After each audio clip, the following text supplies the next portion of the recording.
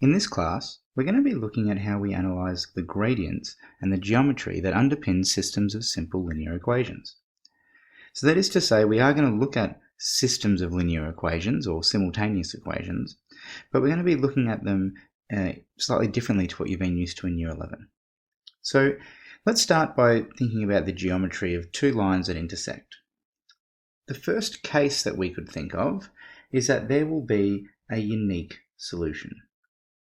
So what do I mean by this? Well, any two lines, as long as their gradients are different, there will always just be one point of intersection. So if we're ever looking at a system of equations and we're asked to look for the case in which there is one unique solution, we're simply saying that all we need is for the gradients of each equation, let's call that y1 and y2, to be different.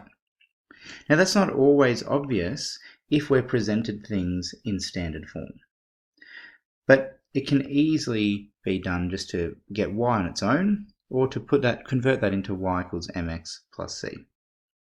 So looking at the second case, this is the case in which there are no solutions. Now you might have guessed if lines are parallel, that's true, they have no solutions, so that means that their gradients are the same. However, we also need to consider the case that there must be a different vertical translation, or a different y-intercept.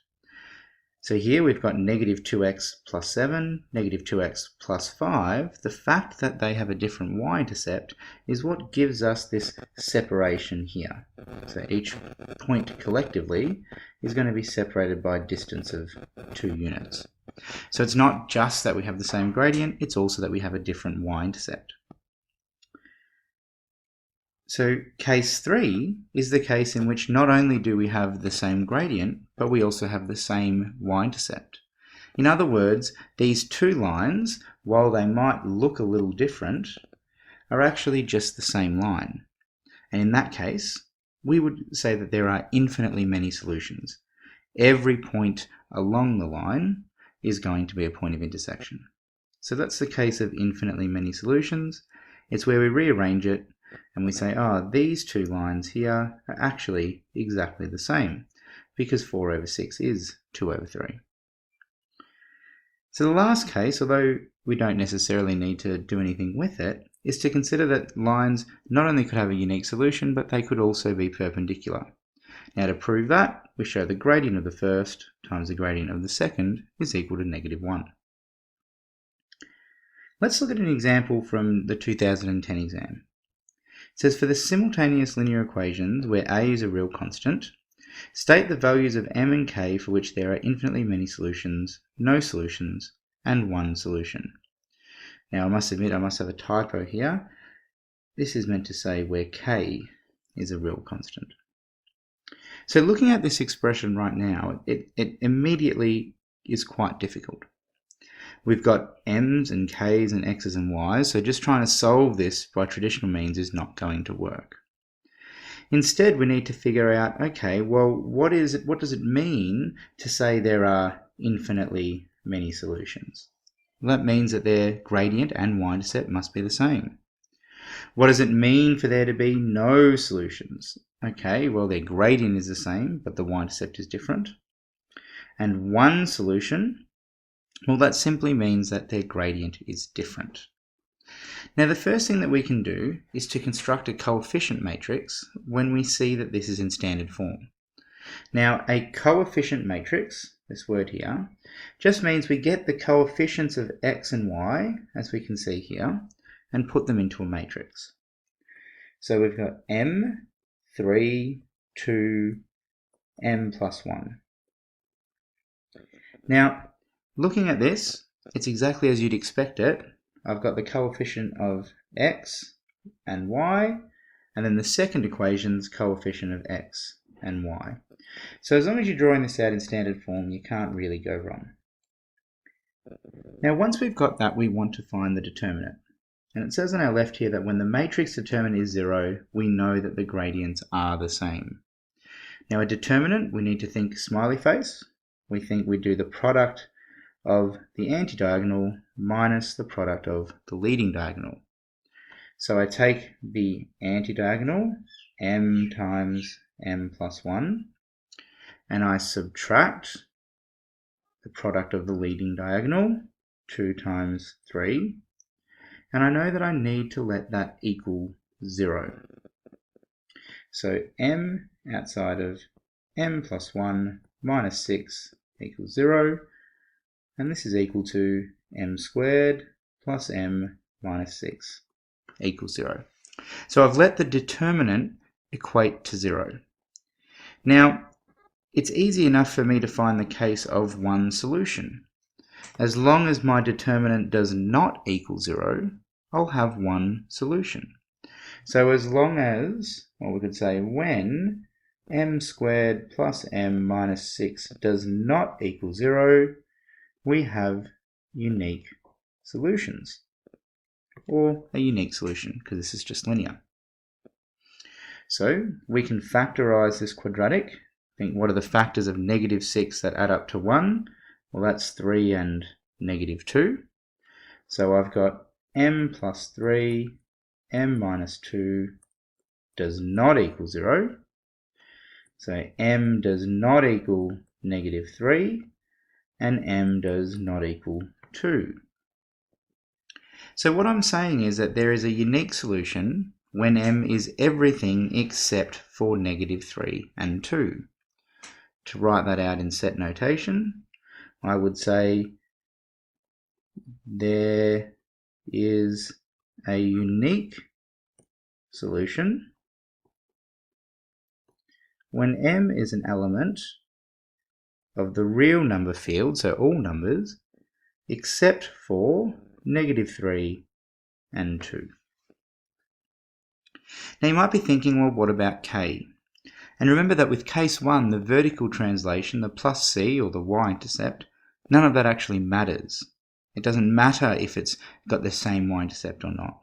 So k can just be an element of reals. It can just be any number. Now I'm just going to move this a little bit, give ourselves a little bit more room. So I've said that I found the case of unique solutions. So what about the no solutions? Well, I know that it potentially has no solutions where m squared minus m, so that was plus m, minus 6 equals 0. Now, we solved that before for the does not equal to 0 because that was unique solutions. The gradient will be the same, so there'll either be infinitely many or no solutions if we solve this again. So we've got positive 3 and negative 2, m plus 3, m minus 2 equals 0. So m could equal negative 3, or m could equal 2. I'll have to solve this, or sub this in rather, and look to find what my value of k would be. So, looking at our equations, we had mx plus 3y equals 5, and 2x plus m plus 1y equals k. So I'm just going to rewrite that. mx plus 3y equals 5, and I think it was 2x plus m plus 1y equals k.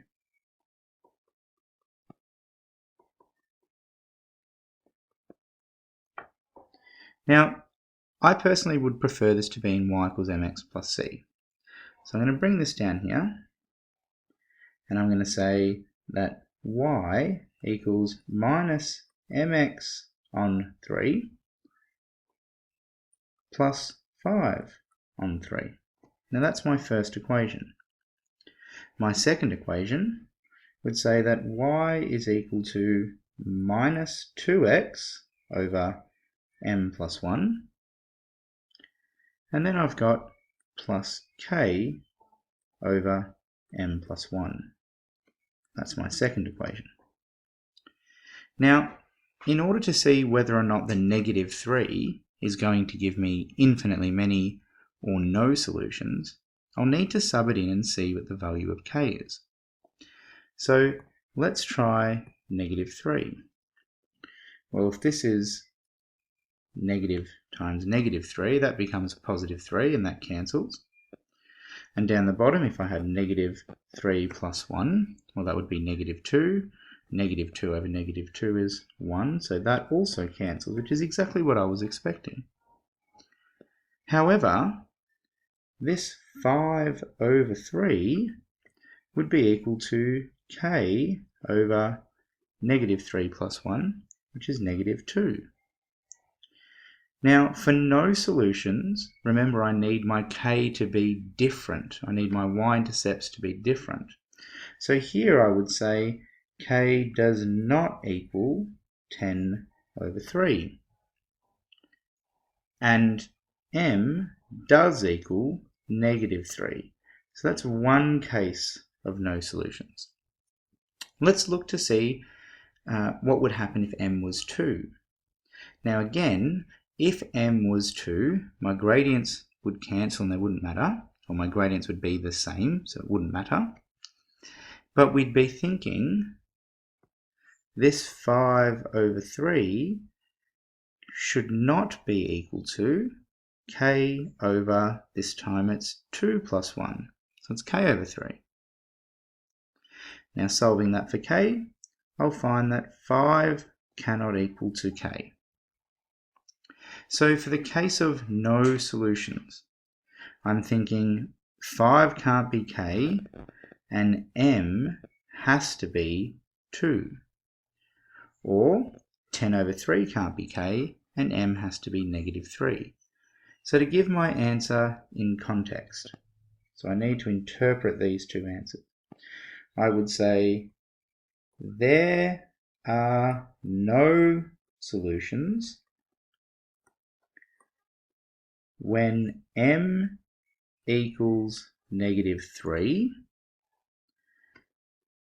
and k is an element of any number except for 10 over 3. There are also no solutions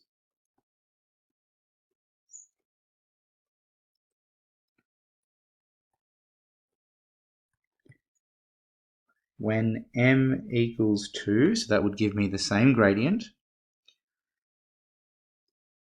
and k is an element of all numbers except 5.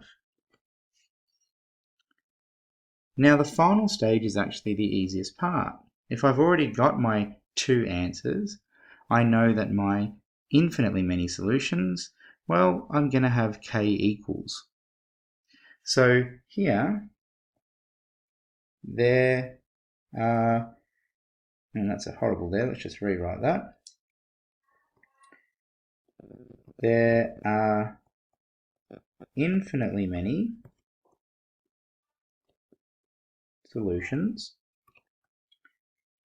when m equals negative 3 and k does equal 10 over 3. Or when m equals 2 and k equals 5. So it's important to think about how I go about doing this. And this is quite a big question. It's one of the rare 4-mark questions. But we're asked to solve for infinitely many solutions, no solution, and one solution. And if we scroll back up to our cases, this might make a little bit more sense. So a unique solution means that our gradients have to be different, or that our determinant of the coefficient matrix can't equal 0. So that's the first thing that we want to think about. If we scroll down, no solutions means that our determinant does equal 0 and that our k does not equal the vertical translation.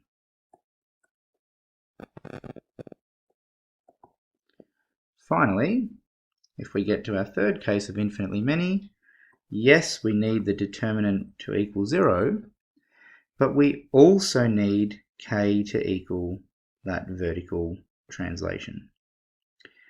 Now, I've used k and m simply because that's what was given in the question, and they're pretty often used.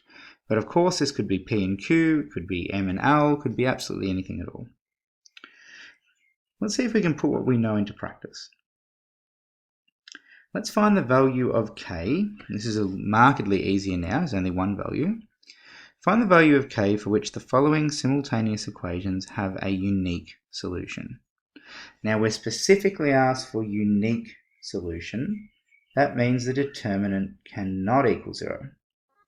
So we'll start a coefficient matrix, and I'll get K and 3. So this is in standard form with the X first, I'm able to do that. 4 and 3K. Now if I do my determinant, if I think of a smiley face, it's the easiest way to think of this.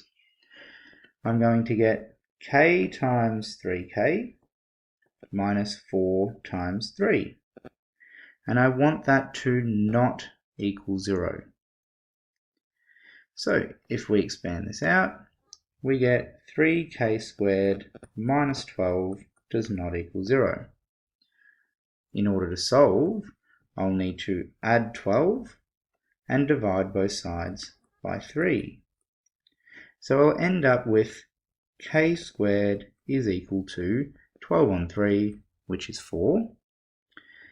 And again, this is a does not equal to, because we're at a unique solution. Square rooting both sides, k does not equal plus or minus 2. So what I'm saying that k is equal to is any number except for positive or negative 2. So to interpret my answer, I would say there is a unique solution when k is an element of reals but not the two numbers negative 2 and positive 2.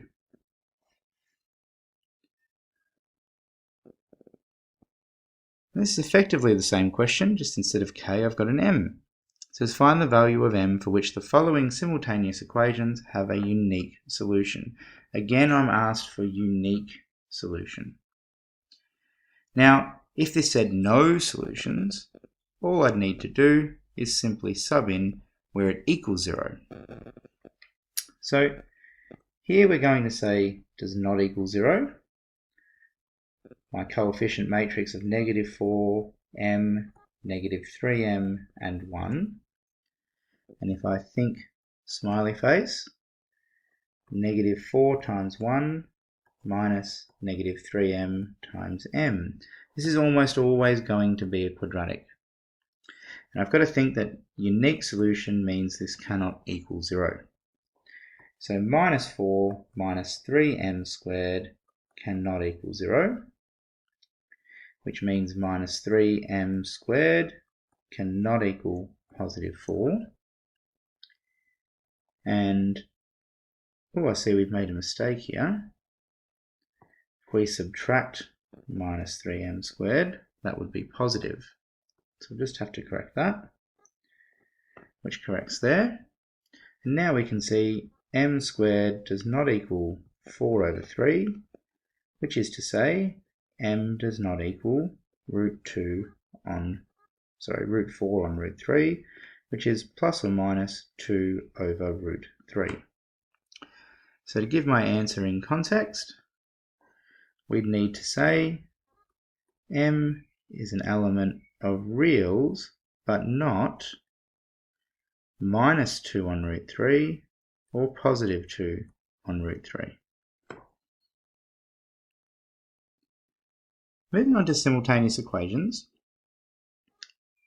I know we're quite used to these if there's just 2 variables, but there's nothing to stop us for solving with 3 variables, x, y, and z, as long as I have 3 equations. If I wanted to solve for 4 variables, I'd need 4 equations. It's important that in order for there to be any unique solution here, I would need as many equations as I have variables. So, looking at solving this system of equations, you could choose just to do this with the calculator, or we could try and do it by hand. We'll start by calling this equation 1, 2, and 3 as I've done below. The first thing I'll notice is that z appears in all of them, and it's the only variable to do so. So we can try to eliminate that first. In fact, I could do equation 1 take away equation 3. I could also multiply equation 3 by 4 and try to eliminate it using equation 2. Now the easiest thing I think would be to just go 1 and 3.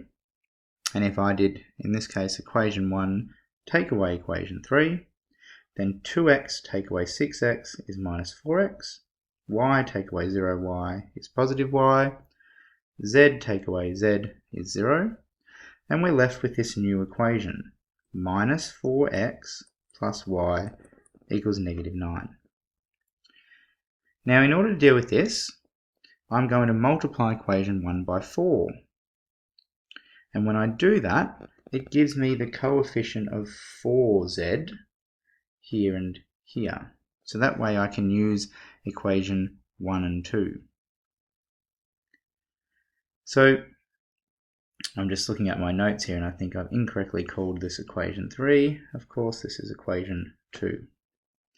So when I'm multiplying by 4, I mean to say, I end up with this as my equation.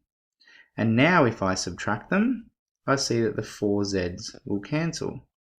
So 8x minus 0x is 8x, 4y minus 3y is 1y, negative 4 minus a negative 7, so negative 4 minus a negative 7 is negative 4 plus 7, and that's where that 3 comes from. So now I've got an equation here, which was minus 4x plus y is negative 9, an equation here, which is 8x plus y equals 3, and you could just solve this by normal simultaneous equations. So most of these will never ever be done by hand. As you can tell, it's quite a lot of work. So I'm going to show you how to do this on the CAS instead. Now I'll just bring this over to the side. So I'm going to open up a main menu, and I'll just clear all of this. If we scroll up and go back to our original question, this is the system that we're asked to solve. If we press keyboard, and then we look at this little button here, so it's like the brackets with the 2 boxes on it, that allows us to bring up a system of equations.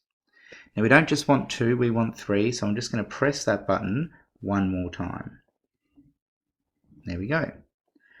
The first equation is 2x plus y plus z equals negative 1. So 2x plus y plus z equals negative 1. If I go down, 3y plus 4z equals negative 7. My last one, 6x plus z is equal to 8. Now I also have to tell my CAS what variables I'm solving for. So that would be x, comma, y, comma, z. So these are the variables I'm solving for. Once I press execute, I can say x equals 1, y equals negative 5, and z equals 2. If this was a CAS question, you'd only need to write out the system of equations. So you'd only need to write out this, and then it's enough for you just to go to the answer. In our next example, we're told that the system of equation has infinitely many solutions.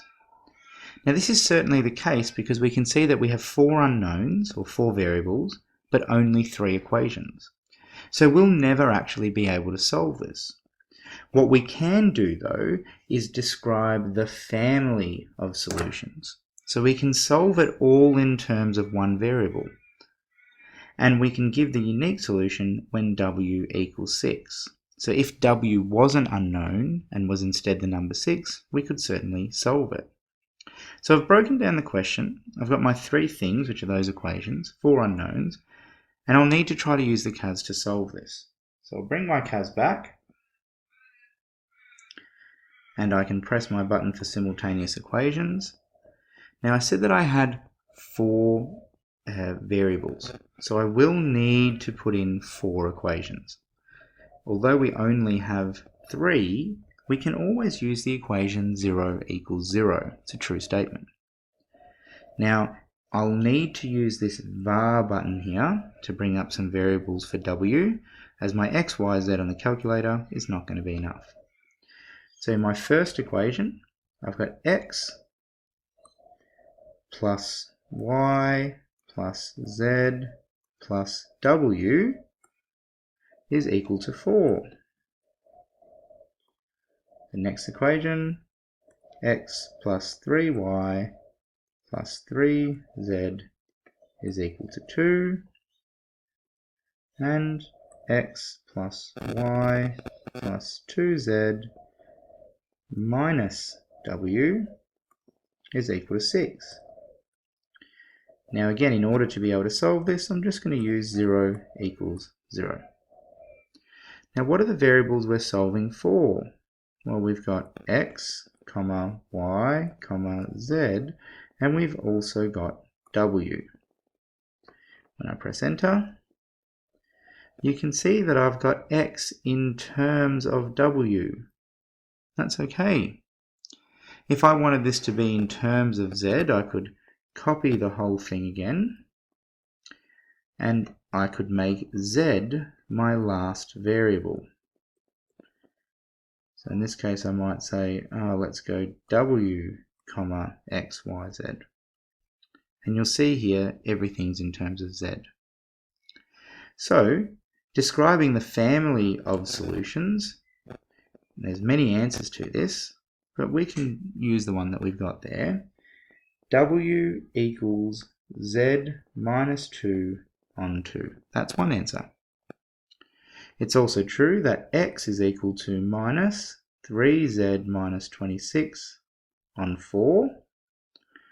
I know that y is equal to, and if we look here, we've got negative 3z plus 6 on 4.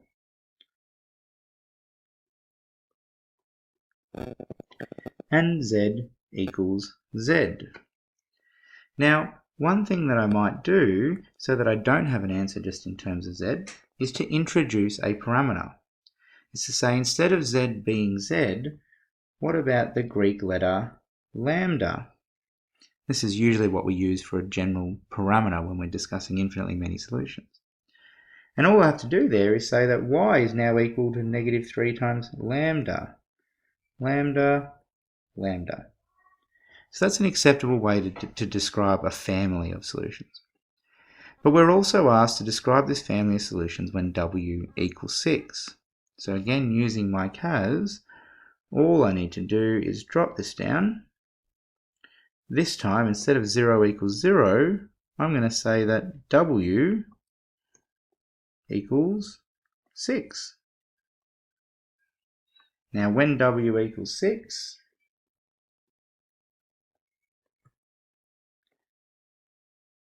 x equals negative 4, y equals negative 12, and z equals 14. That's the answer done. You can give this final question a go using your calculator. I know it says eliminate y by subtracting the second from the first, etc., etc., but we can just do this via CAS. And that's because we're never really expected to do this by hand in the methods course. So if we bring our CAS calculator over, and we say, okay, we'll just put in a place where the screen can see it. We want to first solve these equations. So I'm going to go back to Math 1. So that's that button up there. Then simultaneous equations. I can see that I've got a z, a y, and an x. So that's why I knew to press 3. I might just use 0 equals 0 as my arbitrary equation. I'm going to use 2x plus y minus 4z is equal to 2. And I'm going to use x plus y plus 3z is equal to negative 1.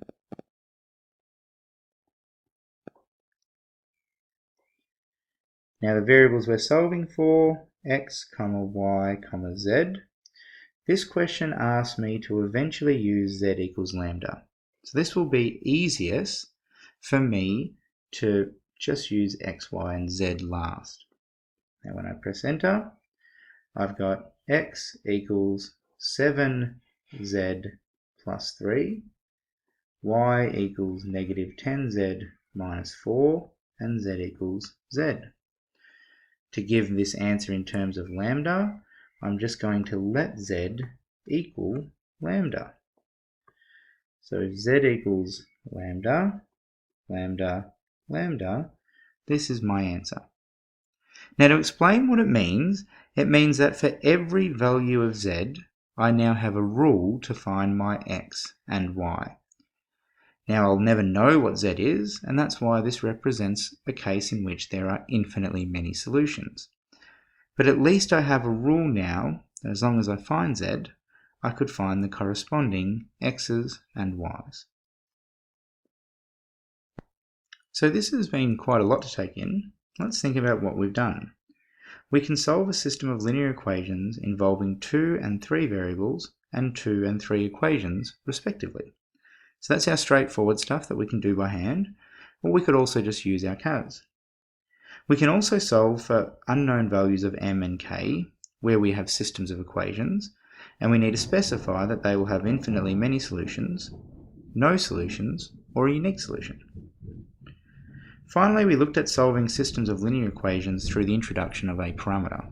Now this is the case where we would have something like 3 variables and 2 equations, or 4 variables and 3 equations, or any case in which there are more variables than equations.